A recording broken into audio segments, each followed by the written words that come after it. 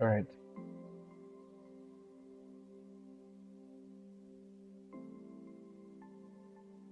Okay. Good evening, everybody. Good evening, everybody. Good evening, Matthew. Good evening, Oluwapolumi. My name is Adelami, and I'm a product designer. I am the co-founder of Kairos Designers, alongside with Ayomide, who is your instructor.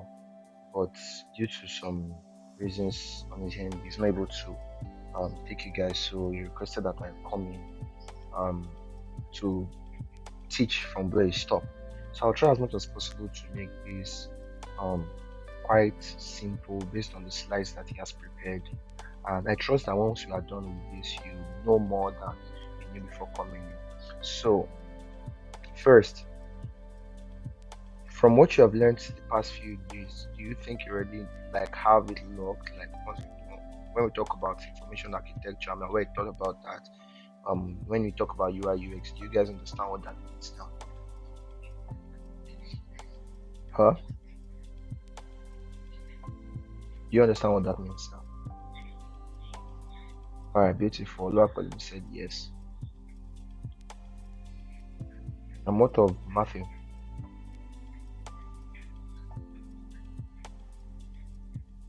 Okay, beautiful. This is one of the reasons why, as much as possible, I love when I teach people and they aren't so much. I'm able to focus on those that are help them to understand best. Now, we're starting now with visual design principles.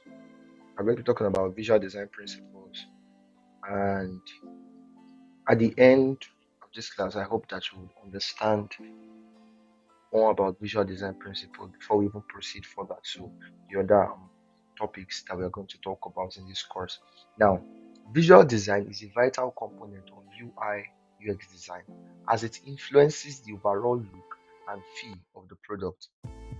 Now, visual design is a vital component of user interface design and user experience design. So I'm sure you know that UI stands for user interface, UX stands for user experience. Visual design is a vital component of UI UX design. It influences the overall look and feel of the product. So even especially with UI, while we consider visual design as a vital component, it isn't just about the visuals. That is why it is most times it is usually in a category of its own. So you see a visual designer is a visual designer. Why? Because most times the visual designer, why the visual designer looks at the overall look and feel, might not really consider interaction, might not really consider a number of things that gives a good user interface, especially when designing digital products. UI encompasses that and zones in more, delves in, and designs extensively for digital products, extensively for interfaces. Now, the first visual design principle we are going to be looking at is color theory. The first principle we are going to be looking at is color theory. Now, when you are looking at color theory, one of the first things you should do is understand the psychology of colors and their impact on user emotions and perception. Caleb and Pelumi, when you see the color red, what does it signify to you?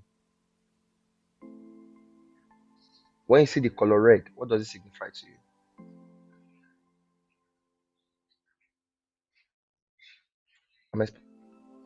Uh-huh. Matthew said danger.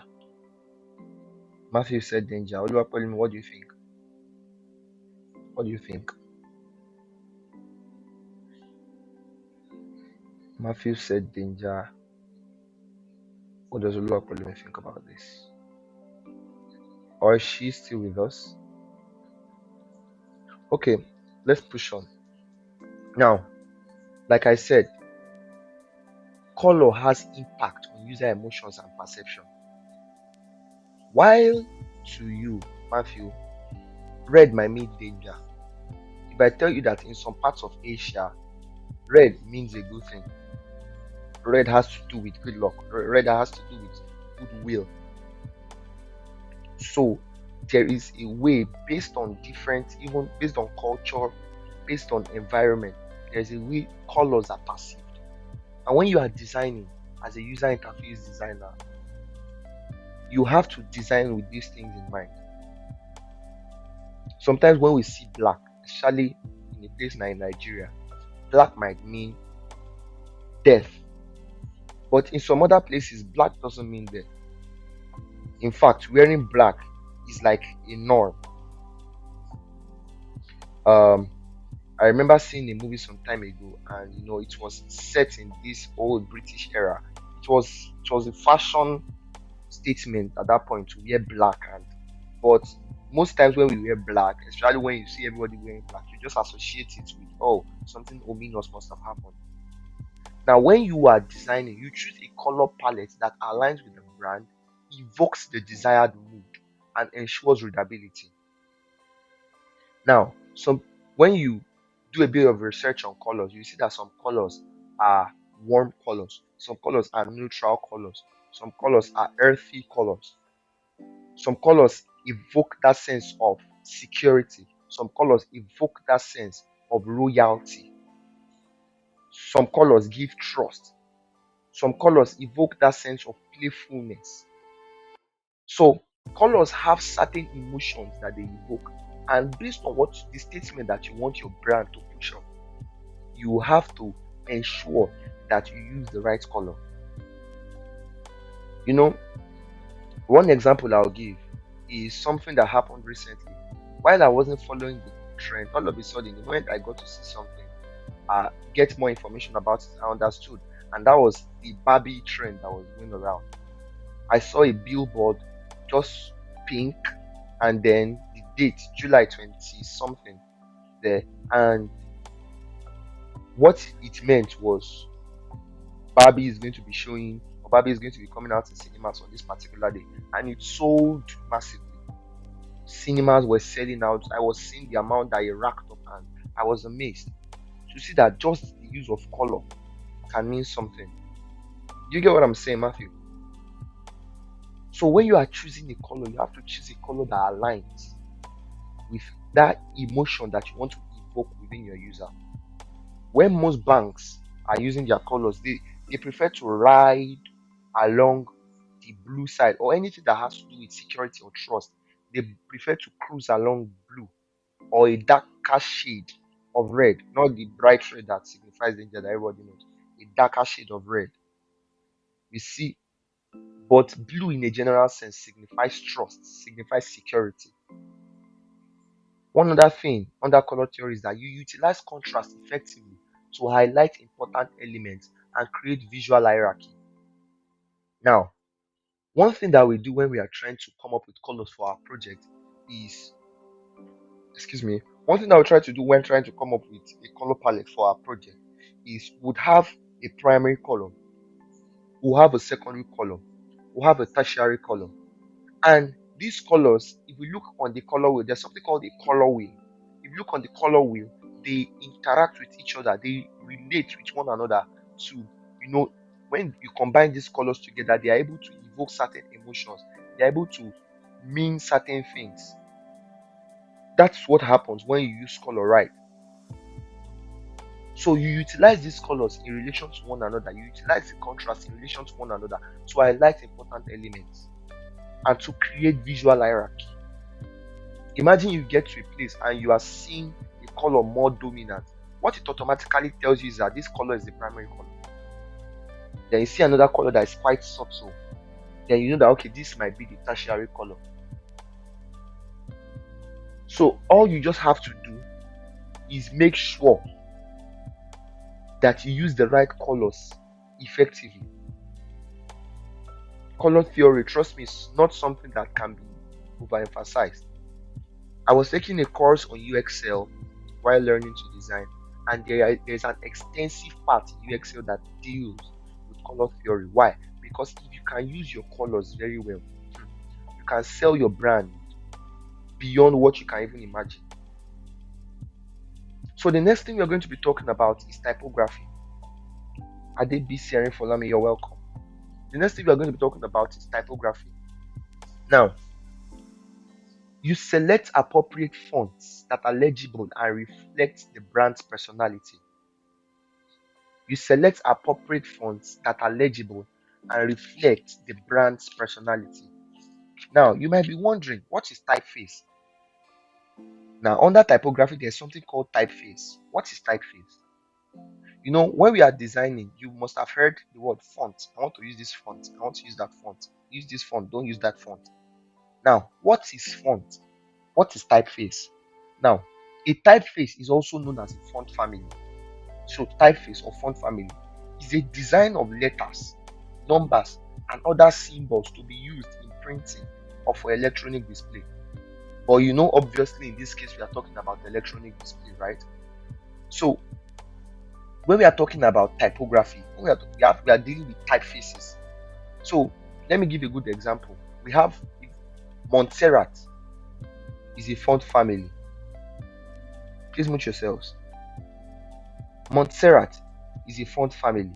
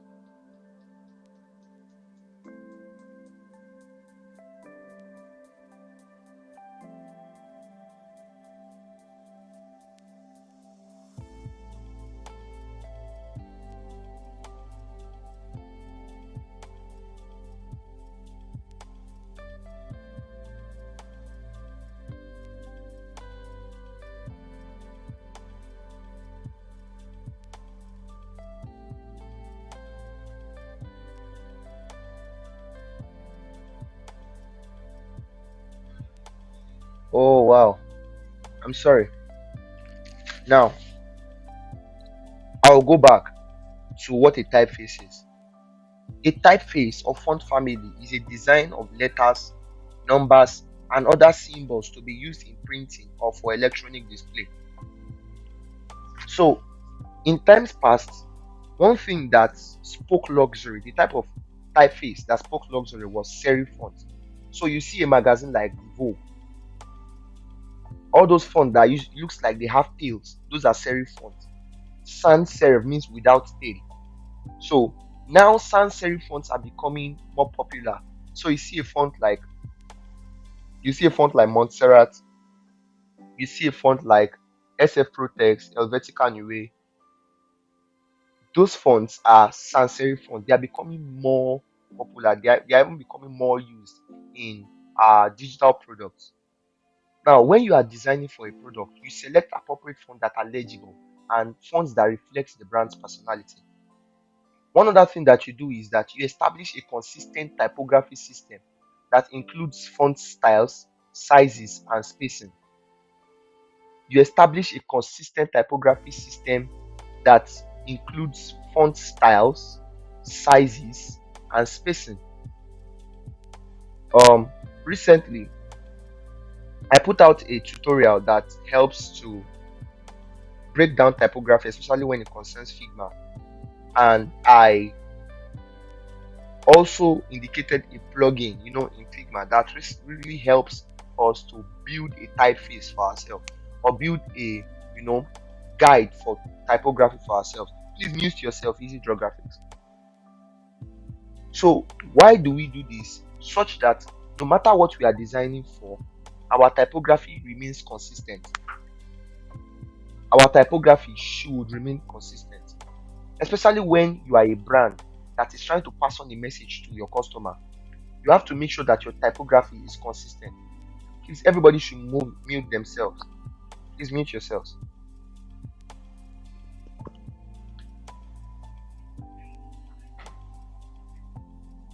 All right. Now, the next one is consider readability and accessibility factors, such as appropriate line height and contrast ratios.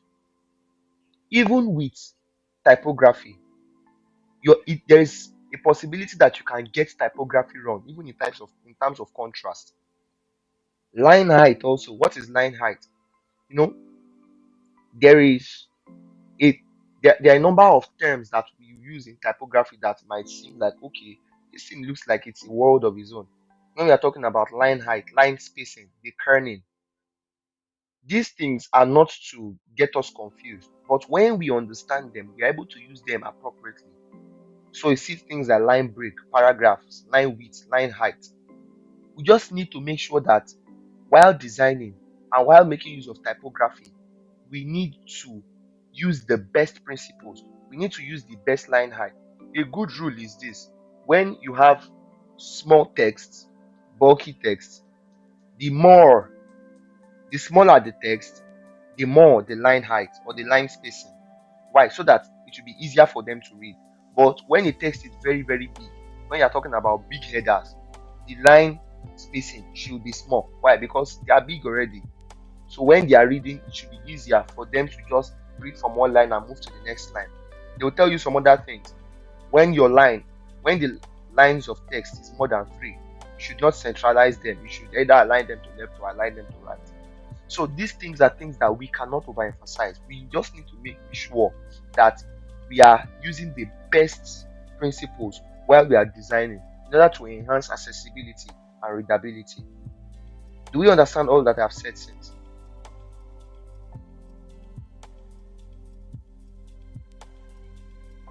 The next thing I'm going to be talking about is visual hierarchy. Now, when you are designing, you establish a clear visual hierarchy to guide users' attention and prioritize information. You establish a clear visual hierarchy to guide users' attention and prioritize information. What do I mean by this? Now, not everything in visual design has the same weight. Not everything carries the same weight. So, the hero text is not the same as the subtext. What do I mean by hero text? Let me give a quick example. Let me give a quick example.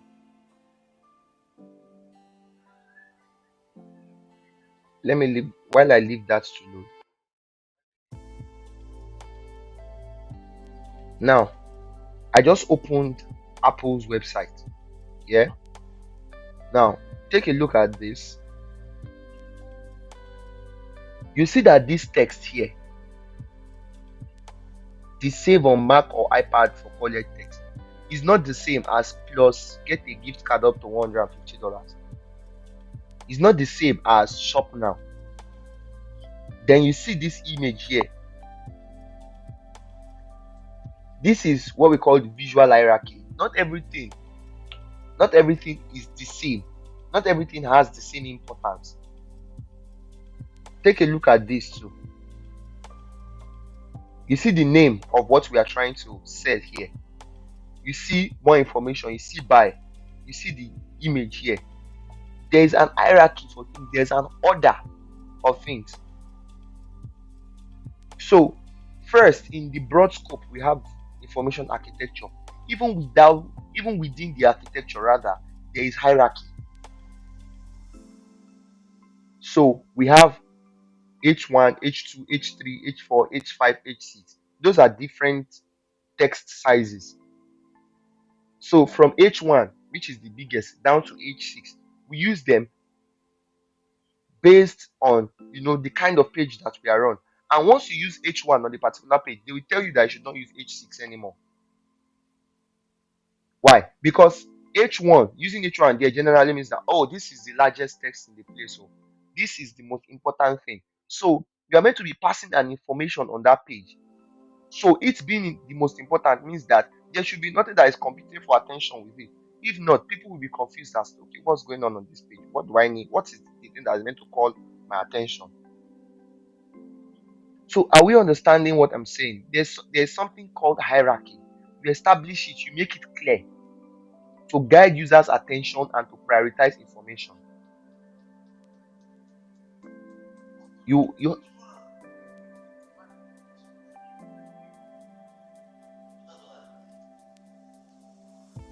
now,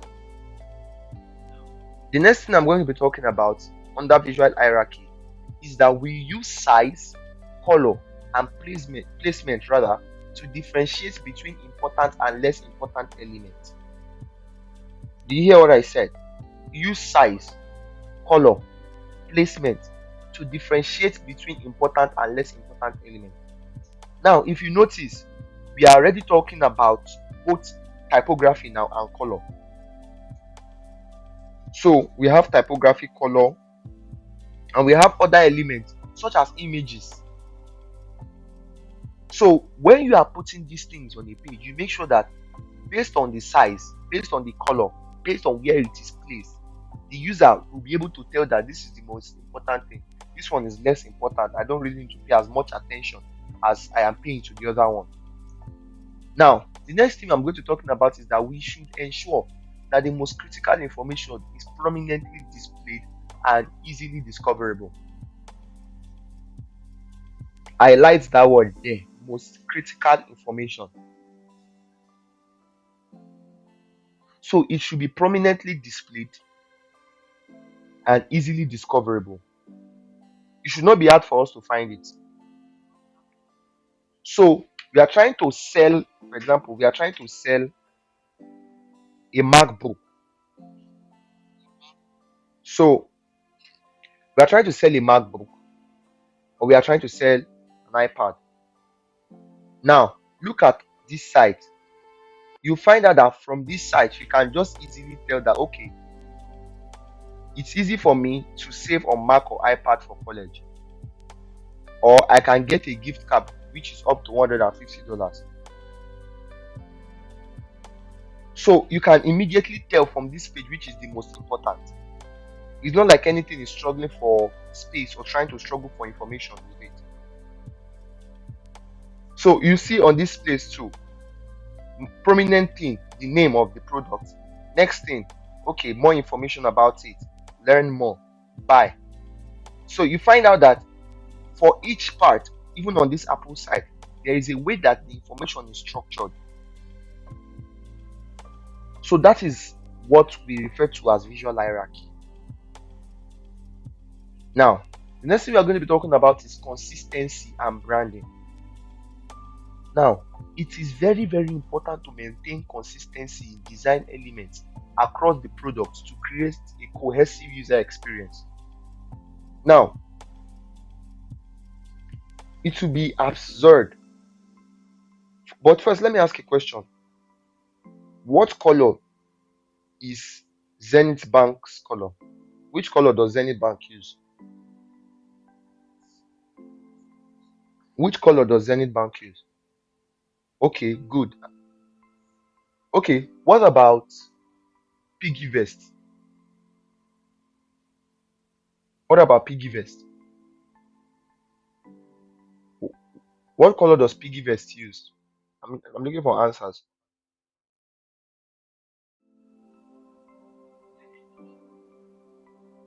Okay, I'm seeing an answer. What of Kuda? That's the last question. What of Kuda? What of Kuda?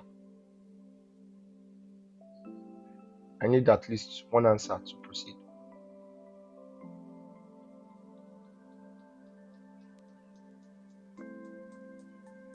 Kuda's color is purple. Fuda's color is purple. Their basic color is purple. But I hope you get the point. When you think about these brands, you can immediately attach a color to them. You can immediately attach a color to them, especially when they are notable brands. You can immediately attach a color to them. That is what these brands are aiming for. So when you're talking about a bank like UBA, you see red. When you see GTB, you see something like orange. Union Bank, you see something like light blue. Echo Bank, you see something like dark blue. So you see, let's say UPS, you see either brown or gold. Coca-Cola, you see red. Pepsi, you see blue and red. Are you getting the point? Are you getting what I'm trying to say? So consistency in brands, they help a lot. Consistency. Once you are consistent, once people are knowing you for a particular thing, once they are knowing you for a particular thing, that's how Barbie was able to pull off what they pulled off. That's how they were able to pull it off. Consistency in color. They've been doing this for years and years. That color has stuck in people's mind as, okay, when we see this is Barbie. So that is what we are aiming for. That is what we are to aim for. Consistency in our elements. And it does not just bar color alone. The text. Some people go as far as curating specialized icons for themselves, specialized illustrations for them, customized illustrations rather, to just make sure that their brand is well distinguished. So when you are working on their site, you see, sometimes when you are using some sites, you find out that these sites, on one part you are seeing home to be using this icon, on another part you are seeing home to be using this icon. You are confused. Is it a different home? Why? Because there's no consistency even with icons. This is where a style guide comes in. So once you have a very, very well arranged, well established style guide, it enables you to maintain consistency. Now you need to adhere to brand guidelines to ensure visual harmony and reinforce brand identity. I trust that from this class we are going to see people who are going to be very, very good designers, great designers, working for top guns in the industry. You'll find out that when you start to work for some company, especially companies that have been for a while, they will give you their brand guidelines. When you are designing for, this is how you should design. If you've worked for TEDx before, TEDx is a company that, it's an organization that holds events across different cities of the world. TEDx has a brand guideline. You don't just design for TEDx anyhow. There's a way you should not put their logo. There's a way they maintain that guideline. So all across the world, TEDx's events, they usually have the same personality. Their designs have the same personality. The way their design is structured, the way they write the name TEDx, they write the country or the states that they are doing it. The way they usually write it is the same across, unless those people are refusing to stick to the brand guideline. Now, the third point, use style guides. Like I mentioned, use style guides or design systems to establish consistency in elements like buttons, icons, and forms. I've mentioned icons. If you are using one icon in one place to signify something, you should not be using another icon for that same thing. The user is going to be confused. If you are using a button with rounded edges in one place, you should not be using a button with sharp edges in another place. It will leave the users confused.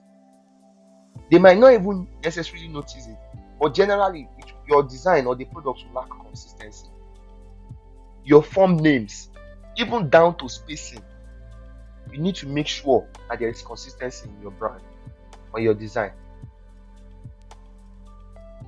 So from that, I would like to take questions now. I would like to stop there for now. I would like to take questions. Even if it's questions from the past classes, I'll take questions. I'll take questions. Does anyone have any question? Easy Draw Graphics. Okay, ask a question. Easy Draw Graphics, can you ask a question? On mute, only Easy Draw Graphics. Please unmute. Okay, good evening. Thank you so much. So my question is this: like you talked about how inconsistency in terms of probably brand colors. No, there are some designs that's probably, for an instance, if you are designing for a Christmas festival or something, it's Yeah. always green and red. Probably your brand color is blue. Mm. How can you blend that? Will you like change the brand color, or will you change adjust the design so that it will suit the blue color? All right. All right. Okay. Now, this is in two ways. Please mute back. Now, please mute. Please mute. It's true.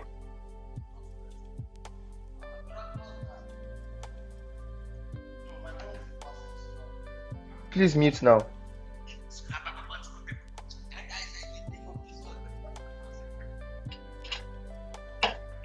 All right. I'll mute you. Don't worry.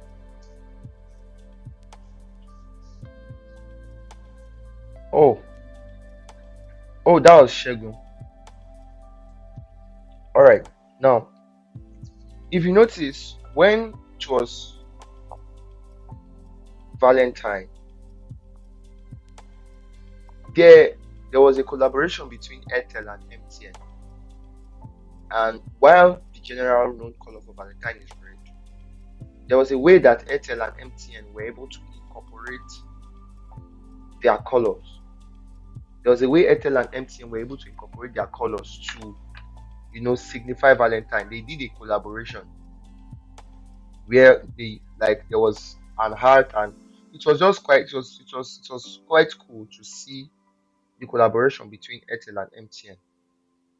But the thing here is this: while most times, owning to events such as Christmas, there is a way that you can incorporate your colors into these things. There is a way you can incorporate your colors into these things. And you find out that you don't necessarily have to go out of sync with what you were already doing. You don't necessarily need to go out of sync. You just need to make sure that, see, Kuda is a good example. Now, that's why, apart from your brand colors, this is my answer now. Apart from your brand colors, you need to have a general color palette of colors that are complementary to your brand colors, that you can make use of them in design and they will still go well. But your brand color, which your primary color, secondary color, will still stand out. Do you get what I'm trying to say? Your primary color, your secondary color, they will still stand out, and there will be a way that you incorporate them. Check, you can just take some time to check CUDA. Everybody using green does not necessarily mean that you use green. If it will affect the consistency of your brand, sometimes when you use it, you find out that people will not even they might even be confused as to who did the design or as to whether it comes from you or not. So while you can choose to stick with your brand colors, you can also deviate, especially when it comes to, let's say, some festive seasons, but still find a way to incorporate your colors into it.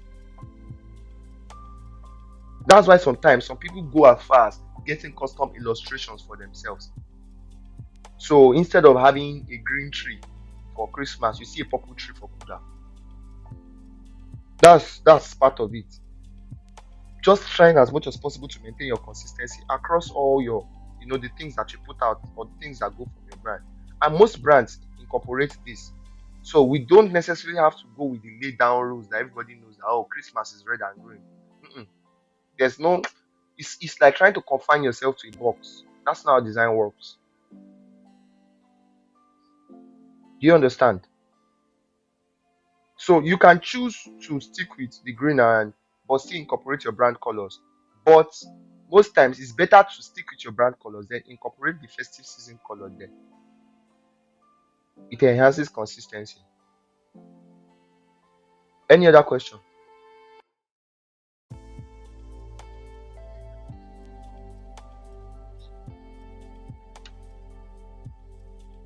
All right, Oluwapelumi, please ask your question.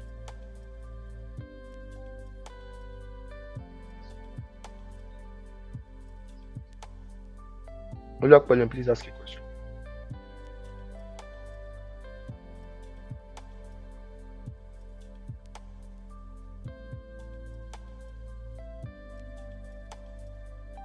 All right, you can type it. You can type it. Any other person has any question?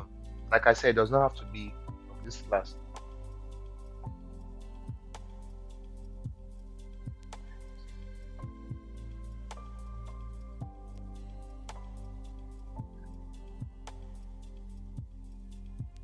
So while I wait for Oluwapelumi, so the principles pertaining to visual design, we have color theory, we have typography, we have visual hierarchy, and we have consistency and branding.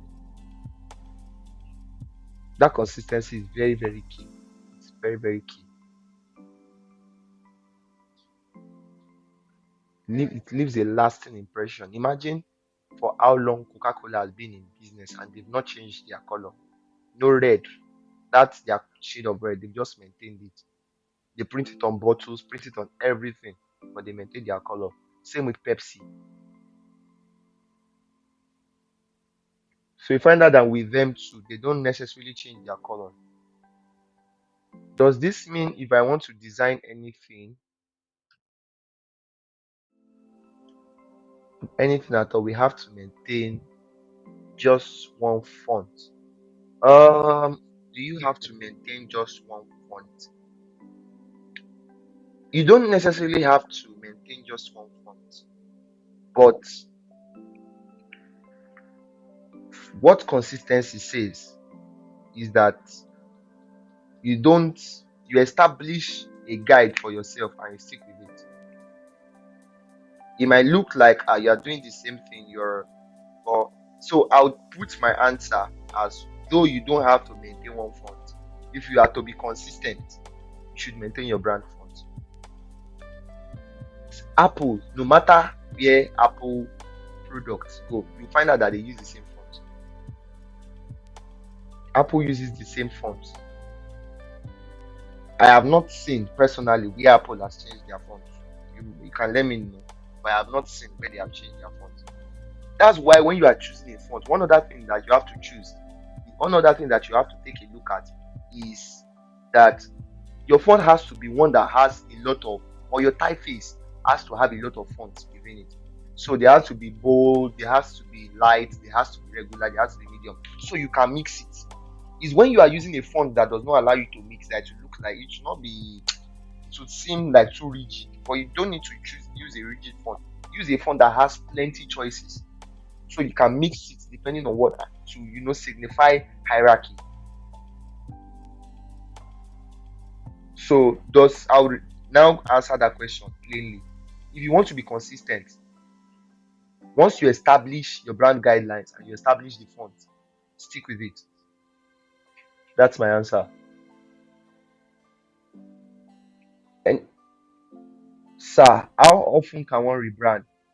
Like, are you using a font and then another font suit your cravings? What can one do? Now, it's like you using a color, then you see another color that you like, and then you jump to that color. If you keep doing that, how then your question, how often can one rebrand? Rebranding is not something that should be done often. Rebranding, especially when you are a brand that knows what you are doing, it should not be something that is done often. Why? Because it's like, how do I best explain this analogy? It's like you are a chameleon. Especially if you keep rebranding often, after 1 year you have rebranded yourself, after 2 years you have rebranded yourself. It's like you're a chameleon, you keep changing. That way you don't leave a lasting impression on your. Imagine somebody patronized you when your color was blue, and the only thing that they remember in their head that okay they can use to identify or distinguish you is that your color was blue, and they get there and they are looking for the person that has blue color in the market, and you have changed yours to purple. They will not be able to find you.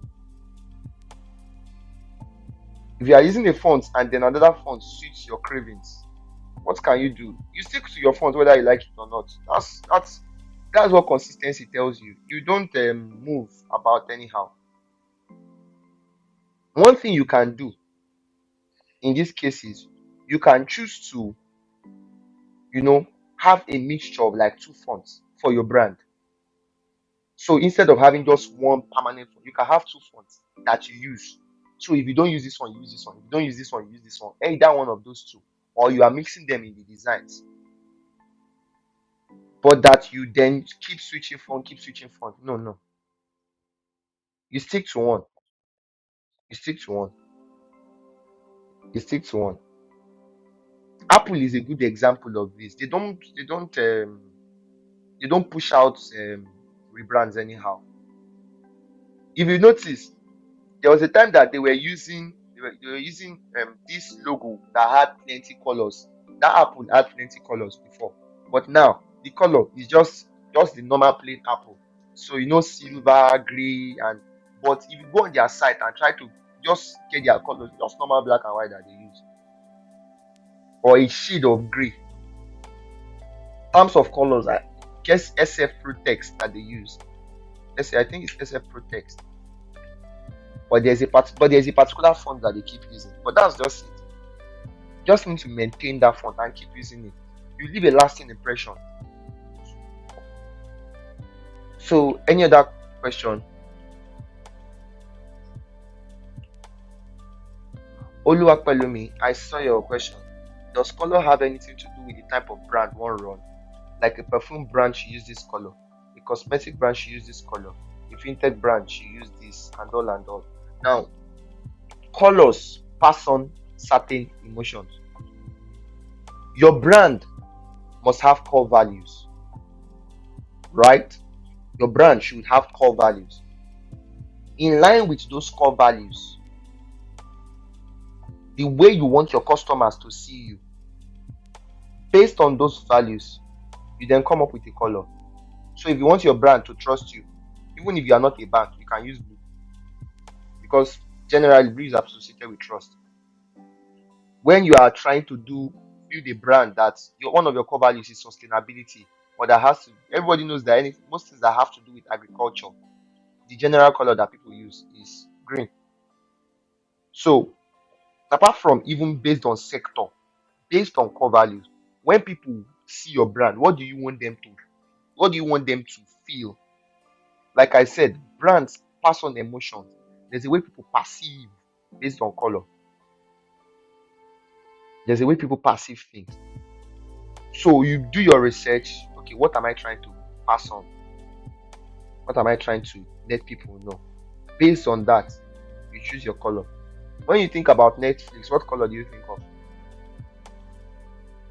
When you think about Netflix, what color do you think of?